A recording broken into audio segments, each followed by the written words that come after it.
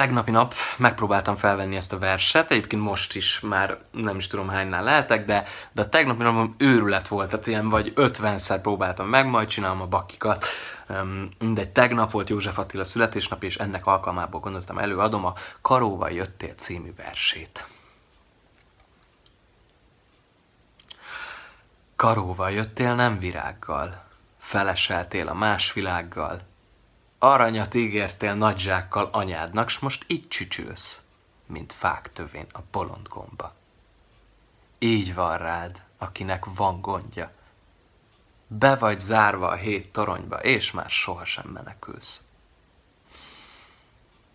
Tejfoggal kőben miért haraptál? Miért siettél, ha elmaradtál? Miért nem éjszaka álmodtál, végre mi kellett volna? Mondd. Magadat mindig kitakartad, sebedet mindig elvakartad, híres vagy, hogyha ezt akartad, s hány hét a világ, te bolond. Szerettél, magához kifűzött, bujdokoltál, vajon ki űzött? Győzd, ami volt, ha ugyan győzöd, se késed nincs, se kenyered. Be vagy a 7 toronyba zárva. Örülj, ha jut tüzelőfára. Örülj, itt van egy puha párna. Hajtsd le szépen a fejedet.